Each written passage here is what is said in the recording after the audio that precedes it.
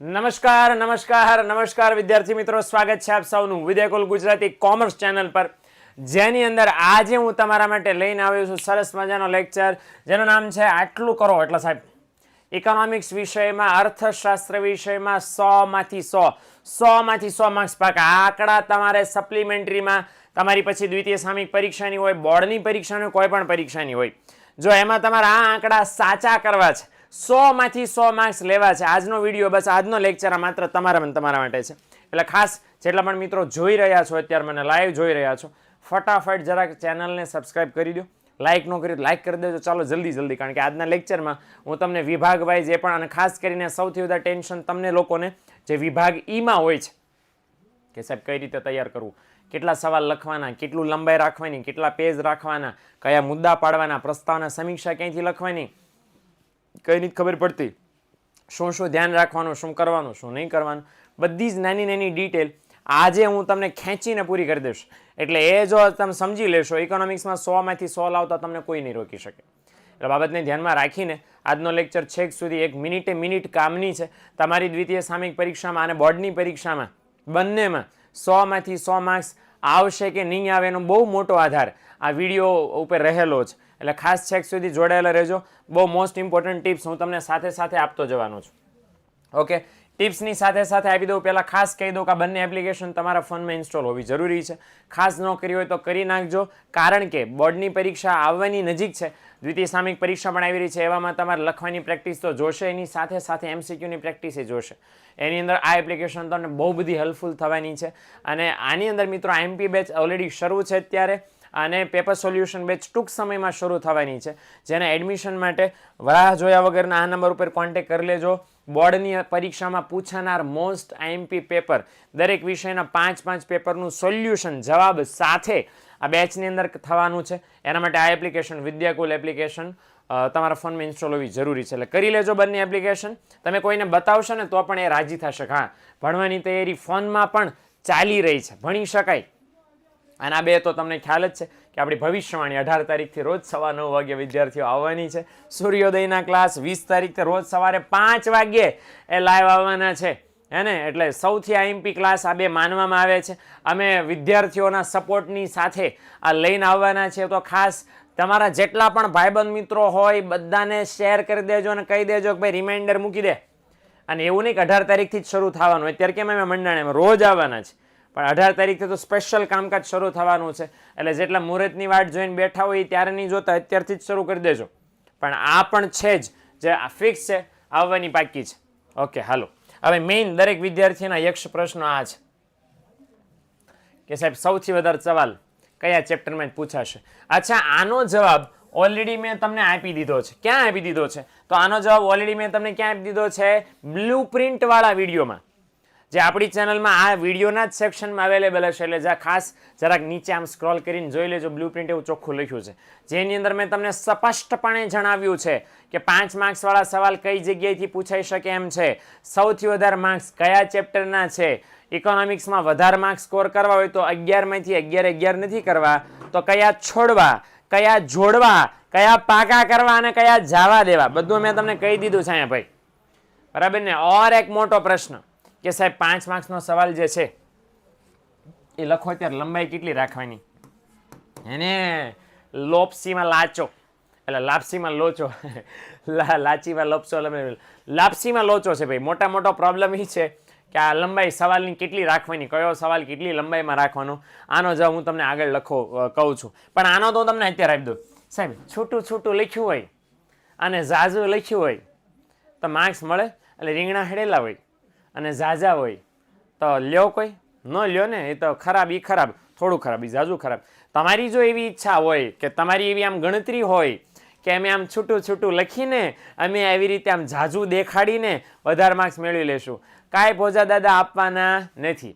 તમને એટલી બુદ્ધિ છે, વિચારો તો ઓલા પેપર ચેકરને કેટલી હશે. ભાઈ દવે પરીક્ષાઓમાં તો એવું હોય છે, ટેબ એવી પાડજો બોર્ડ માટે કે એક શિક્ષક રોજ એક સેક્શન જ ચેક કરે. હવે એક સેક્શન ચેક કરે ને ગોખાઈ ગયો હોય કે નહીં કે આટલી લંબાઈ, આટલા મુદ્દા, આ લક્ષણ, આ અગત્યનો, આ આંકડો, આ એમપી વગેરે, તો એને આરામથી એને ખબર પડી જાય. હવે રમતા પાના ફેરવતા ખબર પડી જાય, જો અહીંયા ફાંકો, અહીંયા ગોળો, નાનો ગોળો, મોટો ગોળો, ગોળામ ગોળો, એને તરત ખબર પડી જાય. હે ને, એટલે આ છૂટું છૂટું લખવા તમે વિચાર છૂટું લખીને 3 લીટીની 5 લીટી કરી નાખીએ સર, અને બધું અમને આવી જાય કે ન આવી જાય, કાંઈ નહીં આવે. એટલે છૂટું છૂટું નહીં, પ્યોર કન્ટેન્ટ આપો દીકરો. પ્યોર કન્ટેન્ટ એટલે એવું નથી કહેતો ચોપડીને બેઠે બેઠું, પણ તમે તમારા જે શબ્દો વાપરો છે એ પાઠ્યપુસ્તકને ઓરિએન્ટેડ રાખો ને દીકરો, એ હોવું જોઈએ, હે ને. અને આ સવાલ સાહેબ તમે નથી પૂછતા, પણ હું તમને આમ સામેથી પૂછાવર આવું છું કે વિભાગી પહેલાં લખાય કે પછી લખાય.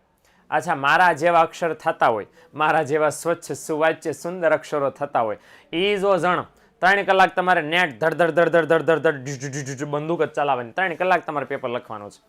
તો પહેલી કલાકમાં અક્ષર સારા હશે, બીજી કલાકમાં હારા હશે, ત્રીજી કલાકમાં હારા ખતમ થઈ જાય. અક્ષરો તો બિચારા ઠેકડા મારતા હોય, આઈસીયુમાં હોય અક્ષરો ત્રીજા કલાકમાં.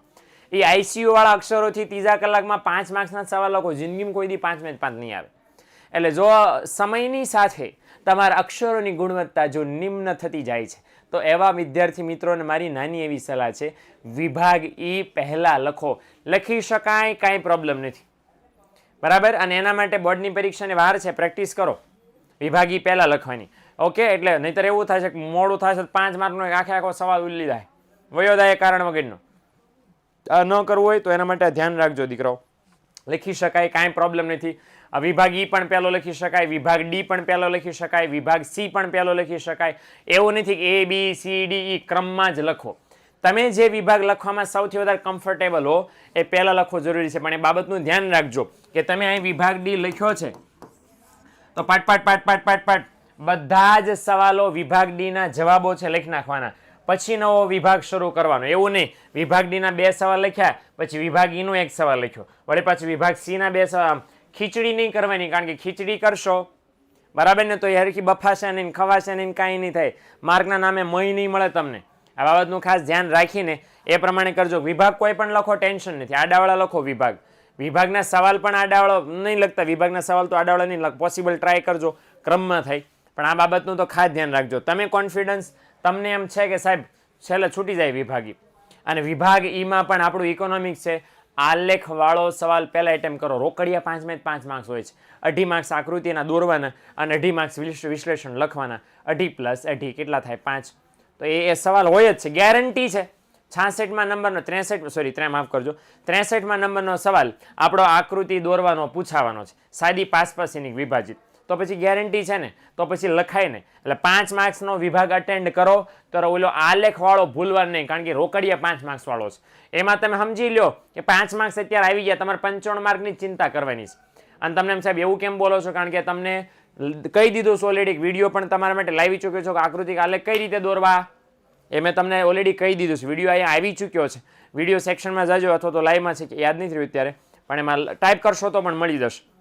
ઓકે, તો એ વસ્તુ ખાસ આપણે ધ્યાનમાં રાખવાની છે અને લખવાની છે. ઉપરાંત ખાસ તમારા પેપરમાં બને એટલી ચાંક છે ને બહુ ઓછી કરજો, અથવા થાય તો શું કરવું એ તમને જણાવી દઉં. અચ્છા, પહેલાં હું છે ને તમને આ બાબત જણાવી દઉં. 5 માર્ક્સનો સવાલ લખો, આપણે શરૂઆત જ ત્યાંથી કરીએ. 5 માર્ક્સનો સવાલ લખો તો સાહેબ પ્રસ્તાવના સમીક્ષા લખાય કે ન લખાય? આ પહેલો સવાલ છે, પ્રસ્તાવના સમીક્ષા લખવી જોઈએ? યસ ઓર નો? બિલકુલ લખવી જોઈએ. શા માટે ન લખાય? આ લખવામાં હું લખવાનું, હું તમને એમ સીધું, આ કોઈને કહેવા નહીં, આ સિક્રેટ છે, આ યાદ રાખજો, કોઈને કહેતા નહીં સિક્રેટ. વિડીયો શેર કરો વાંધો નહીં, સિક્રેટ નહીં બોલવાનો, આપણી વચ્ચે આ રહેવું જોઈએ. પ્રસ્તાવના સમીક્ષા લખો છો. હવે તમે 12મા ધોરણના વિદ્યાર્થીઓ છે, 1 વર્ષથી તમે અર્થશાસ્ત્ર વિષય ભણો છો. આમ તો જોવા જાવ તો 2 વર્ષથી ભણો છો, 11માં આવી ગયું ને 12માં આવી ગયું. હવે 12મા ધોરણમાં ગરીબીમાં 5 માર્ક્સનો સવાલ પૂછાણો, કે નાણું ફુગાવાને પૂછાણો, કે બેરોજગારીમાં જ પૂછાણો, 7મું ચેપ્ટર વસ્તીમાંથી 8મું, કૃષિમાંથી 9મું, વિદેશ વેપારમાં ન પૂછાય, 10મું ઉદ્યોગોમાંથી પૂછાણો. તો આ બધા વિષય ઢગલાબંધ ઇન્ફોર્મેશન એ ચેપ્ટર્સમાં છે. તો એ ઇન્ફોર્મેશનમાંથી તમને વ્યાખ્યા યાદ રહે, એનો આંકડો યાદ રહે, એની કોઈ વિશેષતા યાદ રહે. 10 લીટી એવી કરવાની છે. હું તમને એમ કહું બેરોજગારી વિશે 10 વાક્ય બોલો કે જે પાઠ્યપુસ્તક ઓરિએન્ટેડ હોય. બેરોજગારીની વ્યાખ્યા હોઈ શકે, બેરોજગારી ભારતમાં શા માટે એટલી બધી એ હોઈ શકે, આંકડો હોઈ શકે, ભારત સરકારે શું કર્યું એ ઘટાડવા માટે એ તમારી પાસે હોઈ શકે, બેરોજગારીની સંખ્યા કેટલી એ તમારી પાસે આંકડા હોઈ શકે. આંકડા ન હોય તો કાંઈ નહીં, વધતી જાય છે ઘટતી જાય છે એવી બેઝિક નોલેજ હોવું જોઈએ. આવી 10 લીટી કરો, 5 પ્રસ્તાવનામાં લખો, 5 સમીક્ષામાં લખો, પણ લખો. ટપો પડી ગયો ને, આઈડિયા આવી ગયો કે નહીં? આ ફાંકા નથી. પણ તમે જેના વિશે સવાલ લખો છો એ કોન્સેપ્ટ આપણે રજૂ કરીએ છીએ પેપર ચેકરને કે ભાઈ આ કોન્સેપ્ટ છે, આ કોન્સેપ્ટ અમે તમને સમજાવવા માંગીએ છીએ. ગરીબીના કારણો પૂછ્યા છે, સમજાવો ભાઈ ભારત દેશમાં આઝાદી પહેલાં અંગ્રેજોનું શાસન હતું, એ લોકોએ જે શોષણ કર્યું એના કારણે ભારત દેશમાં ગરીબી દર વર્ષે સતત અને સતત વધતી ગઈ, જેને નિવારવા માટે સરકારે પ્રયત્ન કર્યા પણ ગરીબીમાં ખાસ નોંધપાત્ર ઘટાડો થયો નથી. એટલે એમ કરીને તમે 4-5 લીટી લખી શકો. 4 થી 5 લીટી ઇનફ છે, હે ને? એટલે આ બાબતનું ધ્યાન રાખજો. હવે આજે મેં પેપર બતાડ્યું છે ને આદર્શ ઉત્તરવય નથી, જાણી જોઈને આદર્શ ઉત્તરવય નથી મૂકી, એ બતાડવા માટે કે તમે આ સેમ ભૂલ કરશો. અચ્છા, અહીંયા હાસ્યો છે જ ઓલરેડી, દેખાય છે કે નહીં? તો અમારા ભાઈ જે છે ને એ અહીંયા ડાયા દીકરા થયા છે, જુઓ છે કે નહીં? એટલે એમ લાગે કે ના ના સાહેબને શું લાગે, ઓહો હો લાંબુ લખ્યું છે કે નહીં? એટલે ઘણા એ કરે છે કે અહીંયા હાસ્યો હોય, એક હાસ્યો અહીંયા પાડે. તો ભાઈ સાહેબો આંધળા નથી પેપર ચેક કરવાવાળા, એને ખબર પડે છે દીકરાઓ કે આ એને કર્યું છે, એમ કરીને આમ હાંકડું થાય ને તો લાંબુ થાય. એમ આ હું જગ્યા કાઢી નાખું તો 2 લીટી બરાબર, અને છૂટું લખ્યું છે કે નહીં? પહેલાં ના પાડી મેં છૂટું આપણે લખવાનું થતું નથી, હે ને? એટલે છૂટું ન લખો, વ્યવસ્થિત લખો.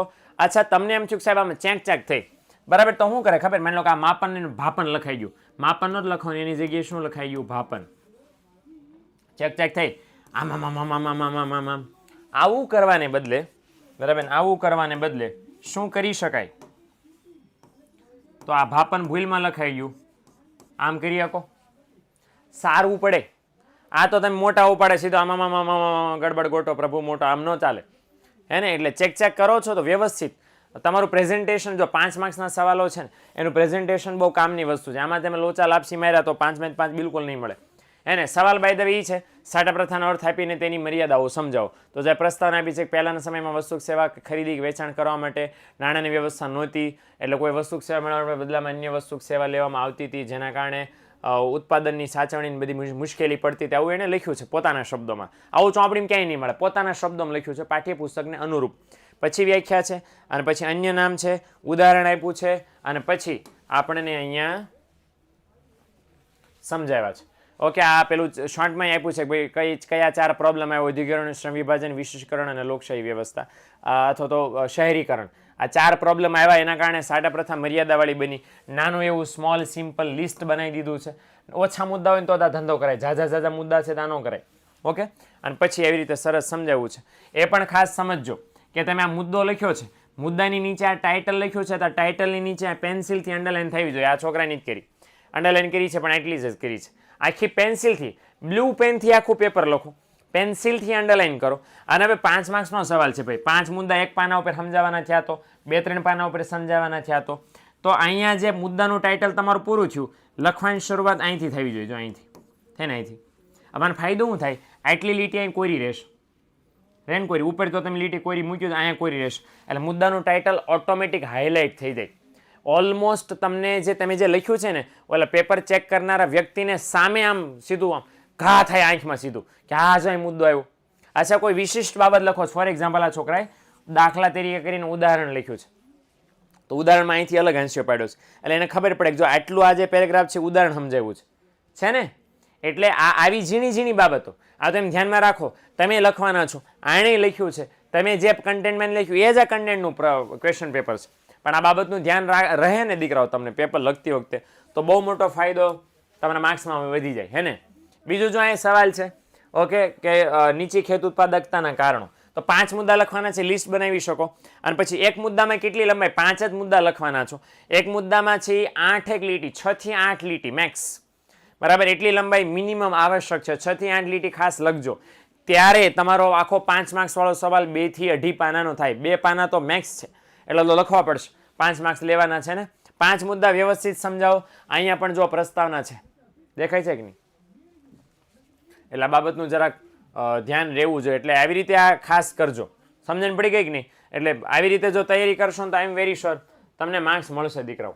ઓકે, બીજું, ઓહો પેન માર બદલાવી પડશે. બીજી વસ્તુ શું આપણે ધ્યાનમાં રાખવાની છે? વિભાગ સી જ્યારે લખો છો, કયો વિભાગ સી? તો વિભાગ સી માં બધા 2 માર્ક્સના સવાલો છે. હવે 2 માર્ક્સના સવાલો છે તો ધ્યાન રાખો કે એના જ્યારે જવાબો લખો છો, જવાબો, તો જવાબોમાં 2 પોઈન્ટ સમજો કે રાષ્ટ્રીય યોગના નિર્દેશકની મર્યાદાઓ. એવો કોઈ પોઈન્ટ સમજાવવાના છે તો પોઈન્ટ સમજાવવાના હોય, પોઈન્ટ સમજાવવાના હોય તો કેટલા સમજાવવાના? 2 સમજાવવાના. અને પોઈન્ટ નથી, બસ મુદ્દે મુદ્દમ મુદ્દમ મુદ્દમ લીટી ટુ લીટી સમજૂતી આપ્યા જવાની છે. ફોર એક્ઝામ્પલ ફુગાવાના લક્ષણો, દાખલા તરીકે વધુ નાણું ઓછી વસ્તુને પકડવા દોડે ત્યારે ફુગાવો સર્જાય છે. મેચલપ દાદાનું વિધાન છે. આવી બબે માર્ક્સની નાની નાની નોંધ લખવાની થાય. ઓકે, નોંધ હોય, સમજૂતી હોય તો કેટલા મુદ્દા લખવાના છે? 4 મુદ્દા. 4 મુદ્દા એટલે 4 લીટી, 1 2 3 4. આમ તફાવત 2 માર્ક્સમાં પૂછાણો તો ભાઈ જો તફાવત 2 માર્ક્સમાં પૂછાણો તો 2 માર્ક્સમાં તફાવત હોય તો બંને બાજુ 4 મુદ્દા તમારે લખવાના થશે. બંને બાજુ 4 મુદ્દા તમારે લખવાના થશે.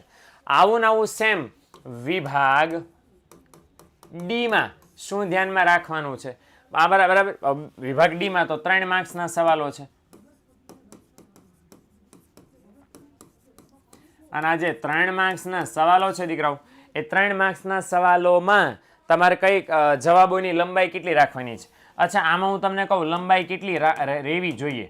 જ્યારે આ 2 માર્ક્સનો સવાલ લખો ત્યારે 4 થી 6 લીટી મેક્સ, વધુમાં વધુ એટલી. જો તમે આની કરતાં વધારે લખ્યું એટલે એનો મતલબ એમ થયો કે તમારો ટાઈમ પાછળના સવાલના જવાબ લખવા માટે નથી રહેવાનો. એટલે અત્યારથી જ એવી પ્રેક્ટિસ કરજો. ઘરે જ્યારે વાંચવા બેસો છો, પરીક્ષાની તૈયારી કરવા બેસો છો તો લખીની પ્રેક્ટિસ શેની કરવાની હોય? ઝડપ વધે એની તો હોય જ, પણ સાથે 2 માર્ક્સનો આ જવાબ કોઈ 10 લીટીમાં પૂરો કરે, હું એને 4 લીટીમાં કઈ રીતે સમાવી શકું? મેઇન બાબતોને ધ્યાનમાં રાખીને એ મગજ આપણે વિશેષ દોડાવવાનું અત્યારે તૈયારી કરીએ ને ત્યારે.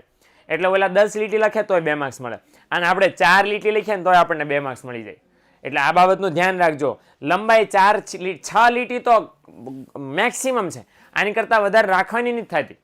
બરાબર, તો પછી તમે ઓલા વિભાગ સી ના 12 સવાલો લખી શકશો, વિભાગ ડી ના 7 તેરી 21 સવાલો, તમે 21 માર્ક્સના સવાલો લખી શકશો. હે ને? એટલે એ કંઈ અઘરું સહેલું નથી, અઘરું કામ છે. તો આ બાબતનું ધ્યાન રહેવું જોઈએ. ઓકે, ચાલો 3 માર્ક્સના સવાલો છે. આની લંબાઈ કેટલી હોવી જોઈએ? મેક્સિમમ 8 થી 10 લીટી. 8 થી 10 લીટીમાં ખબર પડે? બસ એટલી મેક્સ 8 થી 10 લીટી જ હોવી જોઈએ. 8 થી 10 લીટી કરી નાખશો, ભયો 8 થી 10 લીટી ખાસ થવી જોઈએ, જાવી જોઈએ, તમારા માટે કરવી જોઈએ. બીજું શું તમારે કરવાનું છે? ભાઈ 8 થી 10 લીટીની લંબાઈ થઈ ગઈ. પોઈન્ટ સમજાવવાના હોય જો આવી રીતે. આ પોઈન્ટ, દાખલા તરીકે રાષ્ટ્રીય આવકના નિર્દેશકો સમજાવો. સેમ સવાલ આ 3 માર્ક્સમાં પૂછાણો હતો તો પોઈન્ટ કેટલા સમજાવવાના? 3 સમજાવવાના. અને આવી રીતે વિગતવાર સમજૂતી. હરિયાળી ક્રાંતિ વિશે નોંધ લખવાની થઈ, પાક સંરક્ષણ વિશે નોંધ લખવાની થઈ, કૃષિ ક્ષેત્રના કરોડરજ્જુ સમાન છે મુદ્દો સમજાવવાનો થયો, બેંક રેટ સમજાવવાનો થયો, રેપો રેટ સમજાવવાનો થયો, અર્થતંત્રમાં નાણાંનો ઉદ્ભવ અને વિકાસ, શાખ સર્જન 3 માર્ક્સમાં સમજાવવાનું થયું. આવી સમજૂતી આવે જ્યાં તમને પૂછે કે ટૂંક નોંધ લખો, બરાબર, અથવા તો સમજૂતી આપો. જેટલા પણ આવા સવાલો છે, માનવ મૂડીરોકાણ, માનવ શક્તિ આયોજનનો અભાવ, હવે જેટલા 3 માર્ક્સમાં તમારા સવાલો સમજાવવાના થાય એમાં દીકરાઓ ધ્યાન રાખજો. એની અંદર તમારે કેટલા મુદ્દા મિનિમમ થવા જોઈએ? 6 મુદ્દા થવા જોઈએ. આટલી લીટીની મર્યાદામાં તમારો 6 મુદ્દાવાળો જવાબ સમાઈ જાય. Very good. Okay, done. Okay, કોઈ સવાલમાં પોસિબલ છે કે 10 કરતાં 12 લીટી થાય, પણ એ 1200 લીટી કરશો, દોઢ પાના, બબે પાના ભરીને 3 માર્ક્સના સવાલનો જવાબ લખો, પછી પાછળ ટાઈમ ઘટે તો કોનું નુકસાન? એમાં તમારું. એટલે 3 માર્ક્સના સવાલમાં વધારે ને વધારે કારણ વગરનું લખ્યા કરશો, એ તમને જ પ્રોબ્લેમેટિક છે, તમને જ નુકસાન થવાનું છે. એટલે આ વસ્તુને ખાસ ધ્યાનમાં લેજો, નહીતર ભૂલ કરશો એને. એટલે 6 મુદ્દા લખવાના. ઇન કેસ તફાવત પૂછાણો 3 માર્ક્સમાં સાહેબ, તો કેટલા લખવાના? તો દીકરાઓ તફાવત પૂછાણો તો બંને બાજુ 6 મુદ્દા લખવાના છે. બે બાજુ 6 મુદ્દા લખવાના. આટલું વિભાગ સી માં, આટલું વિભાગ ડી માં. વિભાગ ઈ માં ધ્યાનમાં રાખવાની બાબતો કહી દીધી, ખબર પડી ગઈ હે ને? આટલી બાબત ધ્યાનમાં રાખવાની. અચ્છા, કયા સવાલો મોસ્ટ ટાઈમ પીછા ઓલરેડી મેં તમને કહી દીધા છે. આના જવાબો પણ હું ગઈકાલે લાવી ચૂક્યો છું. આપણે લાઈવ સેક્શનની અંદર તમને મળી જશે. વિભાગીમાં મેળવો પૂરેપૂરા માર્ક્સ એમ કરીને એમાં પણ મળી જશે. 5 માર્ક્સના સવાલો, 3 માર્ક્સના કયા મોસ્ટ ટાઈમ છે હું તમને સાથે સાથે કહી દઉં છું, એટલે તમને પ્રોબ્લેમ ન થાય, તકલીફ ન થાય. એ સાથે સાથે સ્ક્રીનશોટ તમારે પાડવો હોય તો પાડી દેજો. અને સાથે જેટલા પણ મિત્રો જોઈ રહ્યા છો લાઈવ, અત્યારે મને ચેક કરી રહ્યા છો, તો ફટાફટ વિડીયોને લાઈક કરી દેજો. ચેનલને સબસ્ક્રાઇબ ન કર્યો તો કરી નાખજો ખાસ, કારણ કે આ બધું તમારા માટે લાવીએ છીએ. તમારી પરીક્ષામાં 100માંથી 100 માર્ક્સ તમને મળે ને એવી મારી ગણતરી છે. આપણા વિષયમાં 100માંથી 100 માર્ક્સ આવે ને તમને જેટલી ખુશ હશે ને દીકરાઓ, એના કરતાં વધારે પ્રમાણમાં મન થશે. પણ એના માટે કરવું જરૂરી છે. ઓકે, આટલી વિગતો ખાસ ધ્યાનમાં રાખજો. સપ્લિમેન્ટરી બપ્લિમેન્ટરી જોડો ત્યારે તો બેઝિક ઇન્ફોર્મેશન છે, તો તમારે કામમાં લેવાની જ છે, પણ આ સવાલો પણ તમારે ધ્યાનમાં રાખવાના છે. આ જવાબ ઓલરેડી ગઈકાલે આપી દીધો છે, એટલે જો તમે લીધો હોય તો આને સ્કીપ કરી દેજો. હે ને, હું જાજો સમય રાખતો નથી, સ્ક્રીનશોટ પાડવા માટે જ આ સમય તમને આપી રહ્યો છું. હે ને, ઓકે, ચાલો. હાલો, ચેપ્ટર નંબર 3માં છે ફુગાવાના કારણો.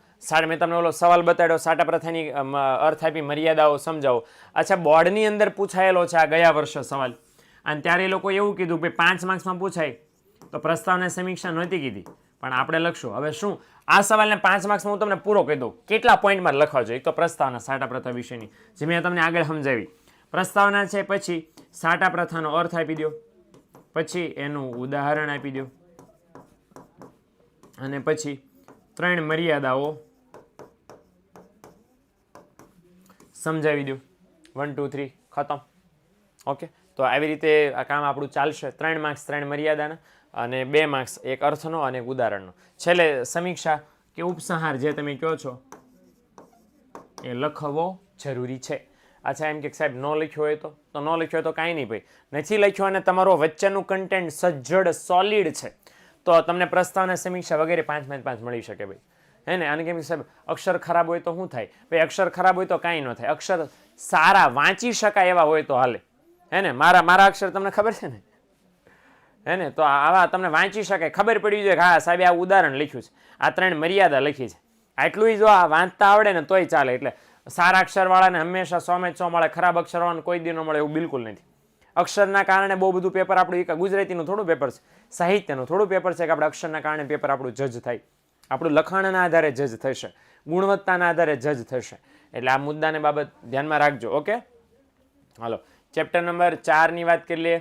નાણાકીય નીતિના ગુણાત્મક સાધનો 3 માર્ક્સમાં પણ મોસ્ટ ટાઈમ બી છે, આ ધ્યાન રહે.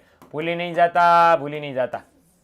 ઓકે, અને છેલ્લે હું તમને છે ને હમણાં જોડાયેલા રહ્યું, છેલ્લે એ પણ કહી દઈશ કે 5 માર્ક્સના સવાલો સૌથી વધારે કયા ચેપ્ટરમાંથી બોર્ડની પરીક્ષામાં, દ્વિતીય સામયિક પરીક્ષામાં દર વર્ષે હોય છે એ પણ હું તમને હમણાં કહી દઉં છું છેલ્લે. અત્યારે આ બધા ચેપ્ટર વાઇઝ જોઈ લો, તમને અલગ અલગ 3 માર્ક્સમાં અથવા 5 માર્ક્સમાં કામમાં આવે એવા છે. ઘણા તો 2 માર્ક્સમાં પણ એક હારે કામમાં આવી જાય એવા સવાલો છે.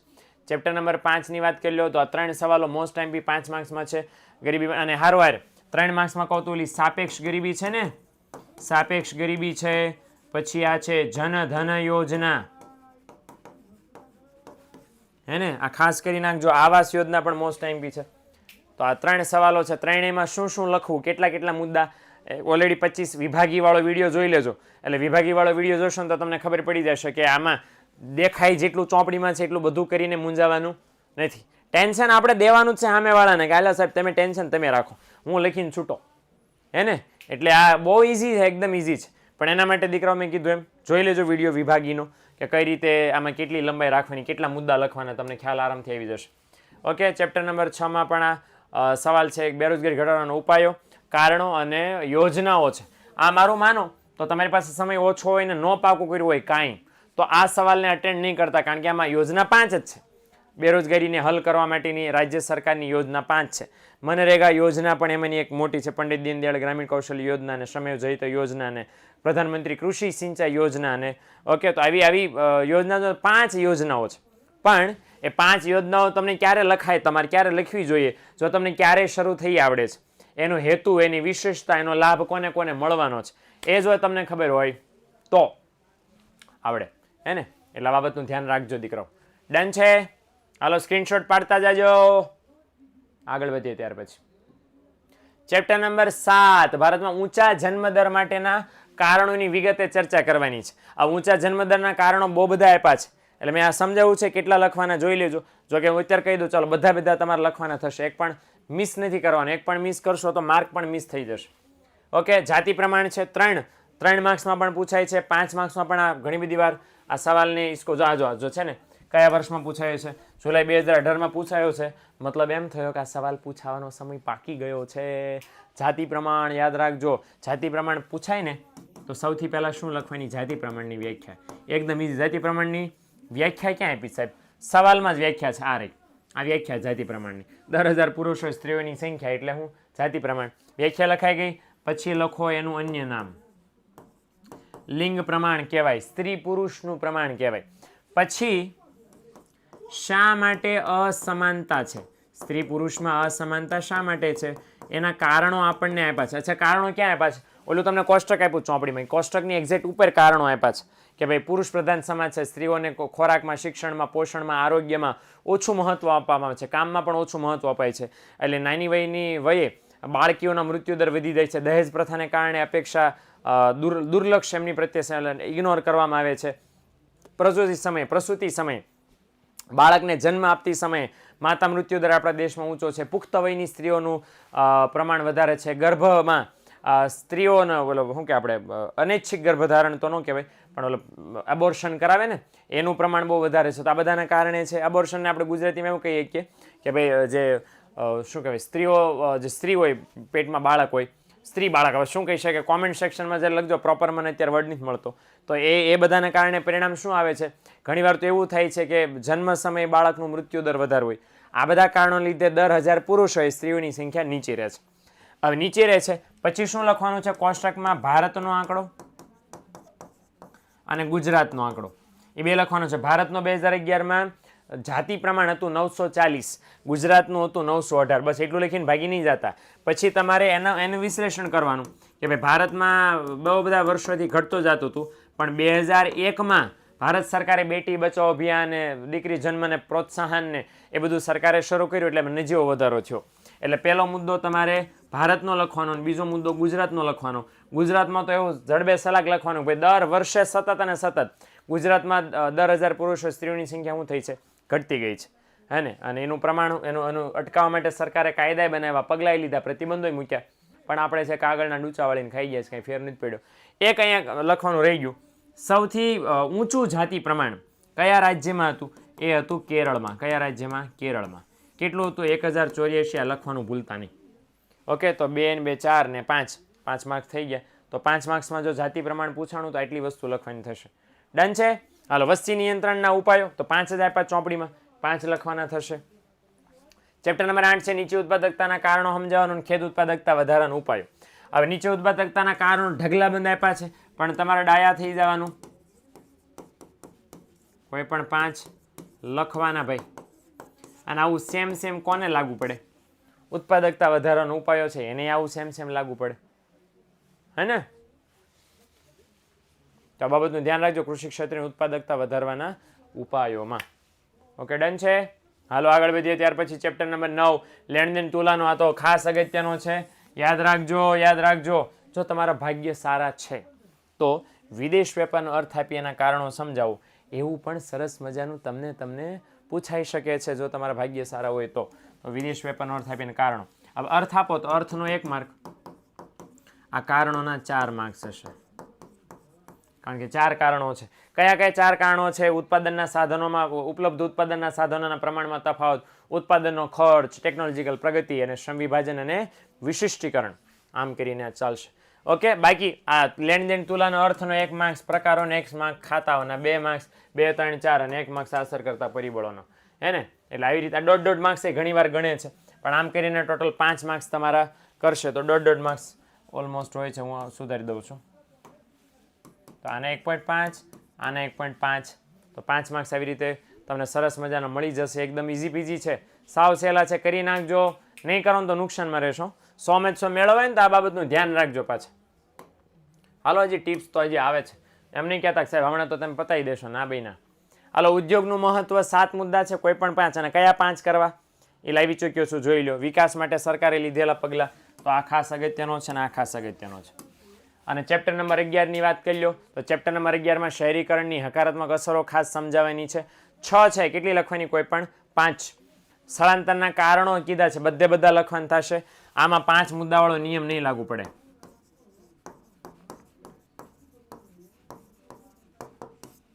ઘણા છે ને એવું સમજાવો કે જણાવો એમાં કન્ફ્યુઝ થઈ જાય છે. 5 માર્ક્સમાં તમને ભૂલમાં ક્યારેક એમ કે સ્થળાંતરના કારણો જણાવો તો 5 માર્ક્સમાં એવું કે ને જણાવો તો આપણી એવી બુદ્ધિ કોમન સેન્સ ચાલવી જોઈએ કે 5 માર્ક્સમાં સવાલ છે એટલે આપણે સમજાવવાનો જોઈએ, હે ને, આ યાદ રહેવું જોઈએ, આ બરોબર કોમન સેન્સ છે આ, એટલે વસ્તુનું ધ્યાન રાખજો. બીજું કે સાહેબ પેપર અધૂરું રહી જાય એનું શું સોલ્યુશન છે, હે ને, તો પેપર અધૂરું રહી જાય એનું સોલ્યુશન તો પૂરું થઈ ગયું. પણ હું તમને જે ટિપ્સ એન્ડ ટ્રિક્સ કહેતો એ તમને કહી દઉં. પેપર દર વખતે આ મોટાભાગના વિદ્યાર્થીઓ વેરી શ્યોર મોટાભાગના વિદ્યાર્થીઓના પ્રશ્ન હશે જ કે સાહેબ અમારું પેપર ટાઈમે પૂરું નથી થતું. એ ટાઈમે પેપર પૂરું ન થતું હોય એનું એક સિમ્પલ સોલ્યુશન તમને આપું છું. આ કાંઈ એવું નથી કે નવું પાતાળમાં ગોતીને લઈ આવું, એમ જૂનું જ છે. પણ આ 2 વસ્તુ તમે ધ્યાનમાં રાખશો, ઓકે, તો મને ખ્યાલ છે ત્યાં સુધીમાં પેપર ઓછામાં ઓછું બાકી રહેશે અથવા તો કાંઈ બાકી નહીં રહે, ઉલટાનો તમારી પાસે સમય વધશે. પહેલી બાબત કઈ ધ્યાનમાં લેવાની છે કે તમારી પાસે પેપર હાથમાં આવે, ઓકે, એટલે એમાં 5 સેક્શન છે ABCDE. હવે 5 સેક્શનમાંથી તમને ઓપ્શન ક્યાં નથી મળતા? આ 2માં, કે જેમાં ફરજિયાત 30 સવાલ તમારે લખવાના જ છે. ઓપ્શન ક્યાં મળે છે? C, D અને E માં. અને વિદ્યાર્થીઓ ધ્યાન રાખજો દીકરાઓ કે તમને એવું લાગે છે કે સાહેબ આ જનરલ ઓપ્શન વાળી પેપર સ્ટાઇલ છે એટલા માટે અમને વધારે મજા આવશે, અમને હેલું પડશે, પણ એવું બિલકુલ નથી દીકરાઓ. હકીકતમાં ઓર મૂંઝવણ થાય, કારણ કે વિભાગ C માં 16માંથી કોઈ પણ 12 લખવાના, વિભાગ D માં 10માંથી કોઈ પણ 7 લખવાના, વિભાગ E માં 7માંથી કોઈ પણ 5 લખવાના. હવે જે મારે જો બધું વાંચીને ગયો હોય એને એ થાય 16માંથી કયો સવાલ લખું ને કયો ન લખું. ઘણા મારે જેવા હરક પુદડા હોય એ વળી પાછા 16માંથી 13 સવાલ લખીને વયા જાય અને એક સવાલ કોરો મૂકીને આવે. એટલે ડાયા દીકરા થઈને પહેલું કામ એ કરો કે પેપર હાથમાં એવું વાંચી લો અને સરસ મજાની પેન્સિલ હાથમાં લઈને 16માંથી કયા 12 એવા છે કે જે ઓછી લંબાઈના લખવાથી પણ 2માંથી 2 મળી જાય એમ છે, તમને કડકડાટ યાદ છે એવા 12 સવાલ ટીક કરી નાખો, આ જ લખવાના છે. 4 એવા અઘરા કે તમને એમ ડાઉટ છે કે આ નહીં આવડે, કે હાવ નહીં આવડતો, આને ખબર જ નહીં થાય ક્યાંય થયું, એવા 12માંથી 4 સવાલો ઉડાડ, 16માંથી આ 4 સવાલ ઉડાડજો એટલે 12 વધ્યા. એ 12 સવાલ પછી તમારે માત્ર લખવાનું રહે. સેમ એવું કામ વિભાગ D માં કરો. 10માંથી તમારે 7 સિલેક્ટ કરવાના છે. પેપર લખવાનું શરૂ કરો ને એ પહેલા આ મગજને કામ આપી દેવાનું કે આ 10માંથી મને કયા 7 પિંચ પરફેક્ટ આવડે છે, કયા મને હેલા છે એ પરફેક્ટ લખીશ તો મને વધારે માર્ક્સ મળશે. એ તમે એમ કહો સાહેબ અમને 10 આવડતા હોય તો વેરી ગુડ. તો 10 આવડે છે તો એ વિચારો કે ક્યાં લખશો તો એ તમારો નાનામાં નાની ભૂલ કાઢીને માર્ક ઉડાડી દે, એ રવાઈ દો.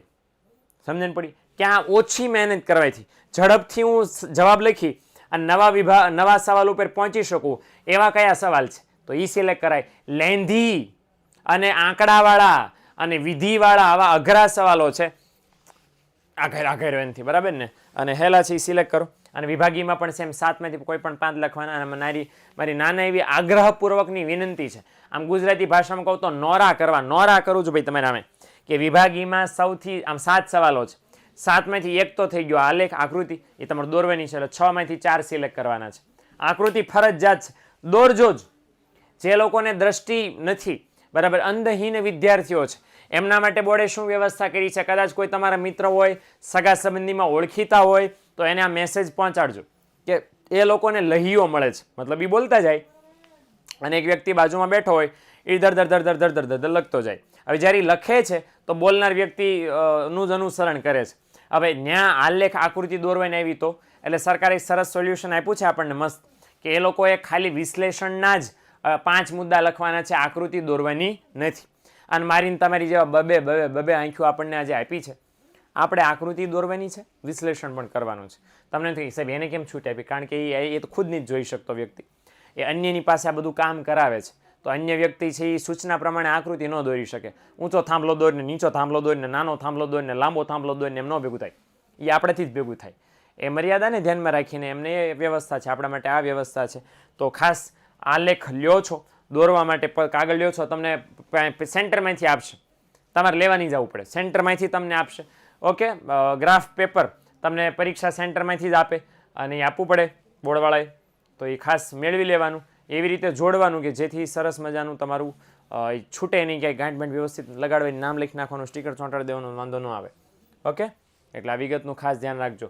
અને બીજી વસ્તુ ખાસ, આ પહેલી વસ્તુ થઈ ગઈ, પેપર આવે તો આ સિલેક્શન કરી લો. સિલેક્શન પહેલાં કરી લો એટલે પછી આમ પેન એકવાર આમ અડી પછી આમ સીધી 3જા કલાકે ઊભી થવી જોઈએ, તો આ આરામથી સવાલનો જવાબ હશે. બીજું હું ધ્યાન રાખવાનું કે માની લો કે વિભાગ સી લખ્યો 31 નંબરથી શરૂ થશે, બરાબર ને?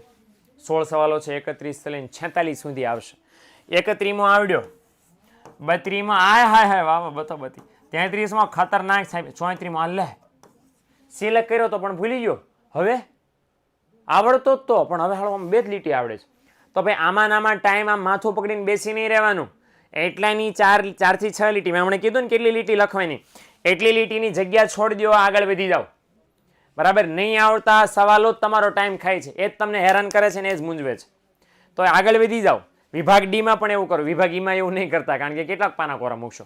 વિભાગ ઈમાં તમને જે સવાલ આડાવાળા ચાલે વાંધો નહીં, કારણ કે 5 જ સવાલ, 4 જ લખવાના છે, એક તો એલો ગ્રાફ છે, હે ને? એટલે એ ટેન્શન નથી. પણ વિભાગ સીમાં અને વિભાગ ડીમાં, એ બીમાં પણ એવું કરો ને ભાઈ, કે જે નથી આવડતા એમાં ખોટું મગજ ઘસવાને બદલે તમને હું પૂછું તમારું નામ, દાખલે મને કોઈ પૂછે મારું નામ હું નીલકંઠ, આટલી વાર લાગી જવાબ જો સ્પાર્ક થતો હોય ને, ઘણા જવાબ એવો કે એની સેકન્ડે આપણને આવડી જાય, અને ઘણા જવાબ છે 5 સેકન્ડ 10 સેકન્ડ લાગે. કાંઈ ટેન્શન નથી, 5 સેકન્ડ 10 સેકન્ડ ઓકે છે, પણ પછી 3 4 5 મિનિટ લગાડો ને તોય તમને 10 ન હોય, તમે બેઠા રહ્યો અને પછી તમે ઢીબેડો એક વ્યવસ્થિત, એના માર્ક્સ નહીં મળે.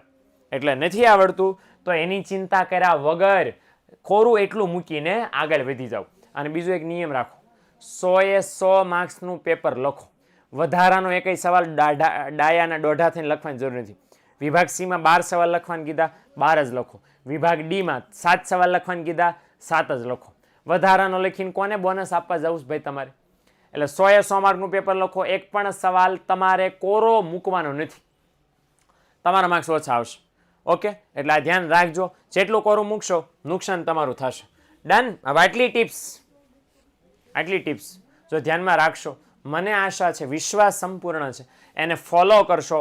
દ્વિતીય સામયિક પરીક્ષા હોય કે બોર્ડની પરીક્ષા હોય, 100માંથી 100 માર્ક્સ ઇકોનોમિક્સમાં મળી જશે, આવી જશે. બાકી વિભાગવાઇઝ તૈયારી તો આપણી ચેનલ ઉપર ચાલુ રહેવાની છે. દરેક વિભાગના મોસ્ટ ટાઈમ સવાલો એ વિભાગના ચેનલ ઉપર આપણે લઈને આવવાના છીએ. ટેન્શન નહીં લેતા, મળીએ છીએ આપણે નેક્સ્ટ લેક્ચરમાં. ત્યાં સુધી લેક્ચરને ગમ્યો હોય તો લાઇક કરજો, ચેનલને સબસ્ક્રાઈબ ન કર્યું તો કરી દેજો. મળીએ નેક્સ્ટ લેક્ચરમાં, ત્યાં સુધી આવજો, ટાટા બાય બાય, સી યા.